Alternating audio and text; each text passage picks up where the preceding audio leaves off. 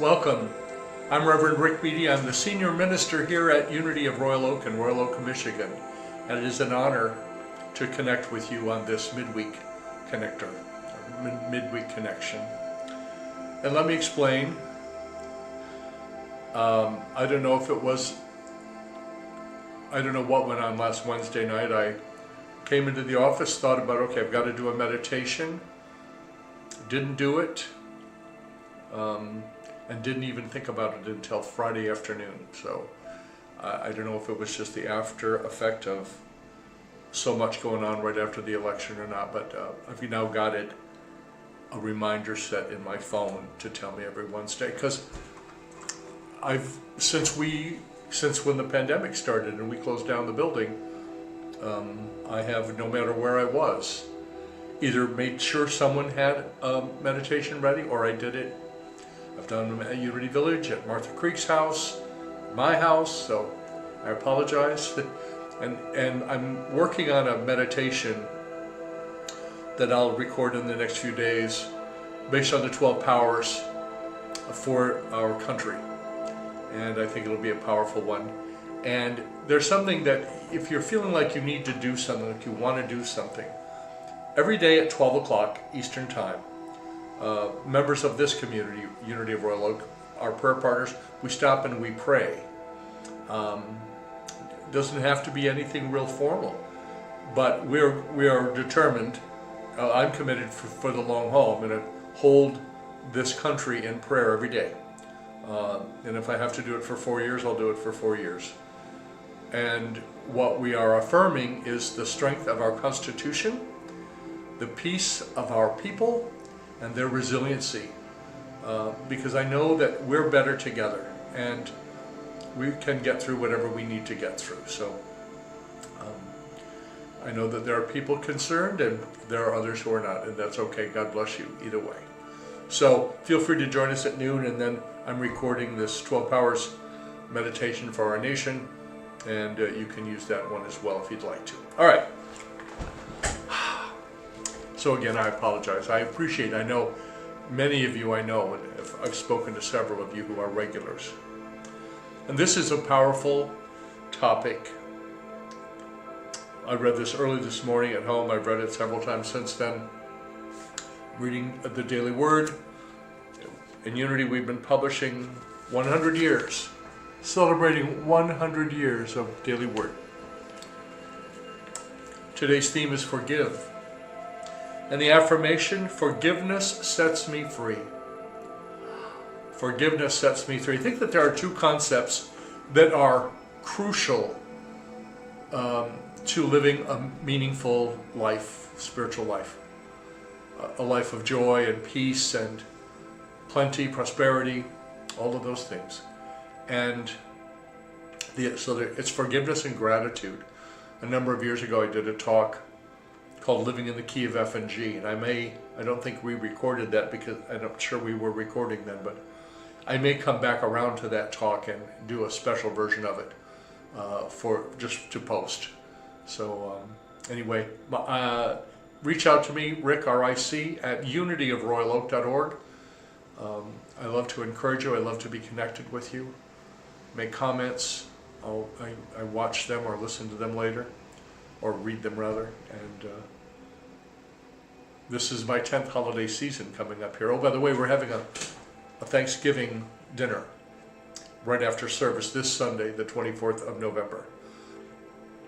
It'll be a powerful time to invite someone who maybe you're missing, you haven't seen in a while, or someone who doesn't have a spiritual home, because I think that one of the keys for me is in processing through these interesting times that we're living in is we get through it together. We're better when we're together. And so my team and I are looking for additional ways to connect us. Some of it will be online, some of it in person, creating opportunities, including Mary Wackrow is going to once again lead on the weekdays during the Advent season, which begins on December the 1st this year. So starting Monday the 2nd, and then each Monday through Wednesday until we get to Christmas, an Advent group using Unity's booklet. So we have them here. They're available. If you don't have the Advent booklet, let us know and we'll get one to you. All right. Forgiveness sets me free. Forgiveness means I am no longer willing to allow unresolved hurts to control the present. Take a deep breath. Forgiveness means I am no longer willing to allow unresolved hurts to control the present. It also means realizing that even though I may not be able to change the past, I can change my attitude about it. I begin my forgiveness journey by praying for the willingness to forgive. People have asked me over the years and say, Pastor, how? I'm not there yet. I'm not ready to forgive. And I just say, then pray to be willing. Pray to become willing to forgive, right?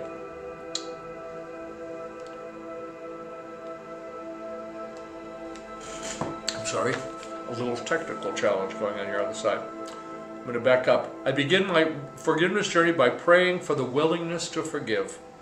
I am patient with myself as I realize forgiveness is a process, and it's natural to struggle with it from time to time. Forgiveness is a long journey. I have some issues in my life that it's taken me a long time. And some of those deep, long-standing ones are forgiving myself.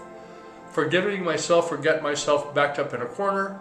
Forgiving myself when I was younger for being a financial disaster when I was about 25, like many people are. I had a whole bunch of credit cards. I didn't pay them off every month. And I ended up in a world of stuff. So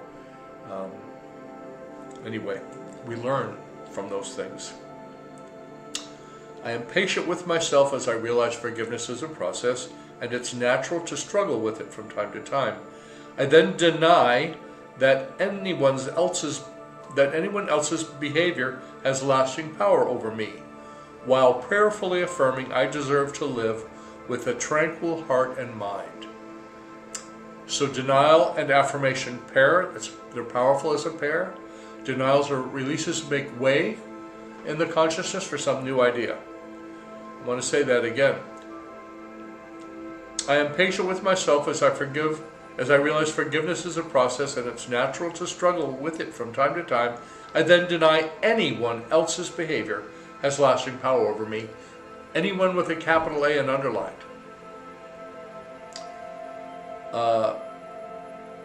While prayerfully affirming I deserve, and you deserve to live with a tranquil heart and mind. Tranquil heart and mind. My desire for a peaceful life keeps me willing to forgive. Because if I don't forgive means to give something for it, to let it go, to untie myself from whatever it is that I'm feeling sideways about. As I heal my heart and free myself from painful rumination, that's when the mind goes over and over and over something. I see myself as a soul in evolution, strong and spiritually free. And the Bible verse is from Colossians 3:13. If anyone has a complaint against another, forgive each other, just as the Lord has forgiven you. So you must also forgive. And it's my prayer for all of us that Spirit write these words deeply in our hearts. Okay, we're going to have a meditation here. I'm using some music now that is copyright free, royalty free, just to give us a mix-up of things. So, but before we start that process, I'm going to just invite you to scan your body. Just start it with your feet, wiggle your toes, put your feet flat on the floor, flex your ankles, calves, scanning right up your legs, calves, shins, knees. The older I get, knees are really important, and they're levers and they move us around. So knees, the big muscles of the buttocks and glutes, the hips, also key to propelling us, walking. The big girdle of muscles around the waist, all the way around us, that keeps all of our innards where they're supposed to be. And right on up to the solar plexus. And then your heart. heart, bless your heart. And that's not a bless your heart. That's bless your heart, really. Bless your heart, really. Then up your back, small of the back, up between your shoulder blades, back of your neck, up the back of your head to the crown chakra on the top of you. Imagine that it is open wide. Open wide. To communicate, to be in communion with the divine presence. We're open. We're open and receptive. Up the front now, back of the front, your throat, your ears, cheeks, lips. Wiggle it all. Eyebrows. And breathe. And in this moment, we become aware of the presence and the power of God, of spirit, of source, of universal intelligence, quantum field, whatever you call it. Whatever you call it. Sometimes I just call it it. I don't know what you are. Because I really don't. I know that I feel something in me, a presence and a power greater than I am. And I believe that that is the Christ, the activity of God. Mr. Fillmore says in one of his writings that humanity is the activity or the expression of God in the world, in our world. We're the ones. And we act on that divine idea, that divine impulse, and we check it. Because I learned long ago that my ego and the voice for God speak in my mind with my voice both. So how do I determine? One is the thought, the thing that I feel like I'm being guided to do or say in the best interest of everyone concerned. Or is it just something for me? And if it's just something for me, that's just my ego. So you can train yourself. I should probably do a teaching about this sometime. You can train yourself to listen, if you will, to hear the voice for God in your presence, in your being, in your life. So take a deep breath with me. Sigh it out. Another deep breath in. Sigh it out. One more deep breath in. And now allow your breathing to return to its normal cadence, whatever that rhythm is. And settle in for a few minutes of communion with the divine.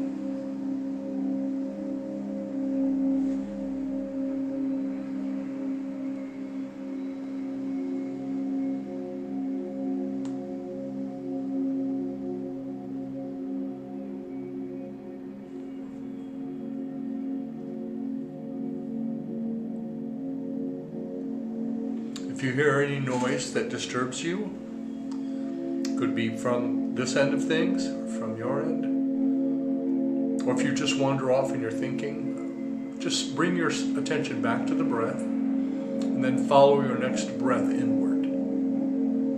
Inward to where, Rick? To wherever the center of you is. I often think of it as my heart.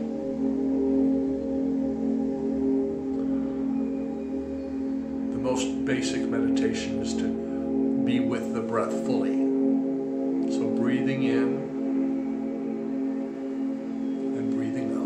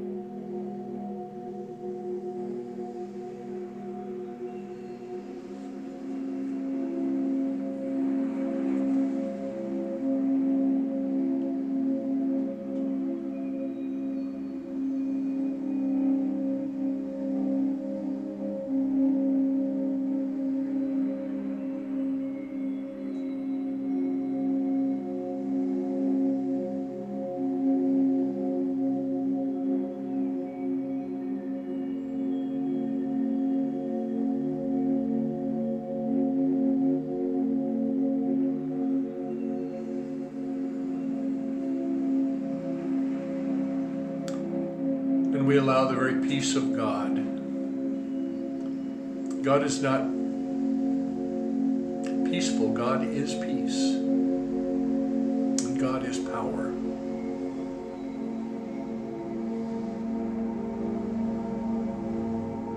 May the peace of God fill your heart and your mind to the extent to which you forgive and allow it to happen. Forgive yourself, forgive everyone else. Forgive anyone you think did something that you're taking offense at. They just did what they did. You don't have to take the offense. You don't have to ruminate about it. And at this time, we're going to pray for each other. I invite you to call to mind any person or circumstance or situation that you would like to hold in prayer. And in Michigan here, tonight, we may get our first snow. They're predicting it. And the temperature's been dropping all day, and it's drizzly and rainy and gray. You can see it out my window.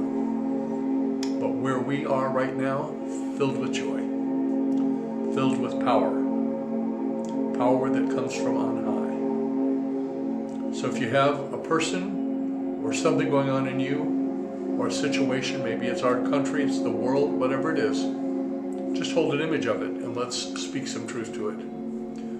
Beloved God, we call you by many different names and no name at all.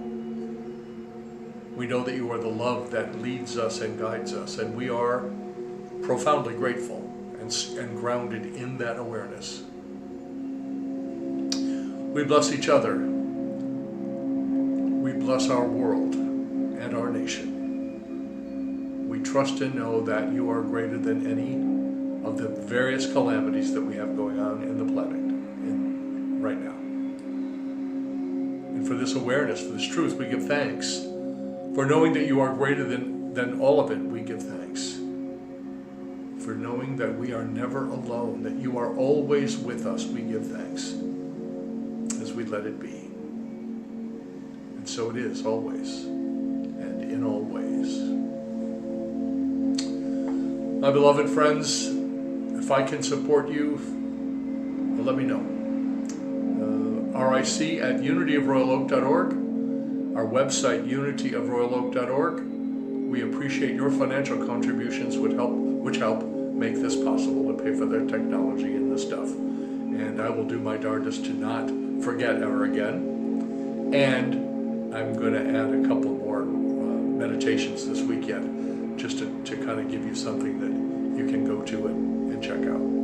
So, love your life. Love your dreams.